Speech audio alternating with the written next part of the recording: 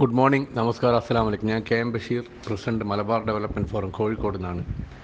കരിപ്പൂർ വിമാനത്താവളത്തിനെക്കുറിച്ച് നിങ്ങൾക്കെല്ലാം വളരെ വ്യക്തമായി വിവരം ലഭ്യമായിക്കൊണ്ടിരിക്കുന്നുണ്ടാവും. വളരെ നല്ല കുതിപ്പാണ്.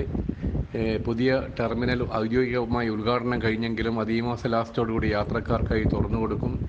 അതിനുശേഷം ഇപ്പോഴത്തെ പഴയ ടെർമിനൽ സ്ഥിരം ഓൺലി ഡിപ്പാർച്ചർ ടെർമിനലായി ഒന്നുകൂടി പരിഷ്കരിപ്പിക്കും. അവിടെയുള്ള നിരവധി പഴയ ബാത്റൂമുകളെല്ലാം അടിച്ചു തകർത്തി ഒട്ടേറെ നല്ല ബാത്റൂം ബ്ലോക്കുകളും മറ്റു എല്ലാ അനുബന്ധ സൗകര്യങ്ങളും വർദ്ധിപ്പിക്കാനുള്ള നടപടികളാണ് എയർപോർട്ട് അതോറിറ്റി കൈക്കൊണ്ടുവരുന്നതെന്ന് നമുക്കറിയാൻ കഴിഞ്ഞു. അതിൻ്റെ അർത്ഥം ഇപ്പോൾ നിങ്ങൾ അവിടുന്ന് വരുമ്പോൾ പുതിയ ടെർമിനലിലേക്ക് ഇറങ്ങി സുഖകരമായി പുറത്തെത്തും പോലെ തന്നെ ഡിപ്പാർച്ചറും ആ ഫെസിലിറ്റി കിട്ടും എന്നാണ്. അതുകൊണ്ട് അതിനുള്ള എല്ലാ നടപടിക്രമങ്ങളിലും സ്പീഡ് കൂട്ടാൻ വേണ്ടി MDF ശക്തമായിട്ട് അണിയറയിൽ പ്രവർത്തിക്കുന്നുണ്ട്. എയർ ഇന്ത്യ ജിദ്ദ ഫ്ലൈറ്റിന് വേണ്ടി ശക്തമായ ഇടപെടൽ ഞങ്ങൾ നടത്തി വരുന്നുണ്ട് എന്നുകൂടി അറിയിക്കുന്നു.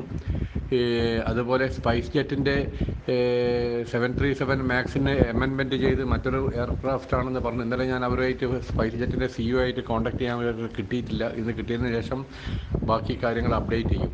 എല്ലാവരും ശക്തമായി തുടരുക. കഴിയുന്നത്ര പ്രവാസികളെ, മലയാളി പ്രവാസികളെ, പ്രത്യേകിച്ച് മലബാർ പ്രവാസികളെ ഈ ഗ്രൂപ്പിൽ ചേർത്തി 2000 ആളുകളെ ഈ ആഴ്ച തന്നെ നികത്താൻ ബഹുമാന്യനായ ക്യാപ്റ്റൻ മുജീബിനെയും സഹപ്രവർത്തകരെയും അധികാരപ്പെടുത്തുന്നു. Thank you. നന്ദി, നമസ്കാരം, അസ്സലാമു അലൈക്കും, ജയ് ഹിന്ദ്.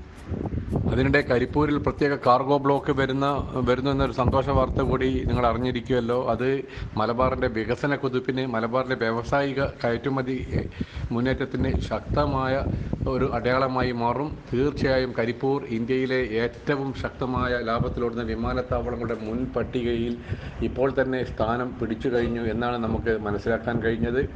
കരിപ്പൂരിൽ എന്തെങ്കിലും യാത്രക്കാരായ നിങ്ങൾ നേരിടുന്ന പ്രശ്നങ്ങളുണ്ടെങ്കിൽ ടീം MDFുമായി ബന്ധപ്പെടാം. പ്രത്യേകിച്ചും ഞാനുമായി നേരിട്ട് ഇൻട്രാക്ട് ചെയ്ത് വിവരങ്ങൾ അറിയിക്കുക. അതിൽ തെളിവുകൾ കൈമാറുക. ശക്തമായ നടപടി നമ്മിൽ നിന്നുണ്ടാകും. Okay, thank you.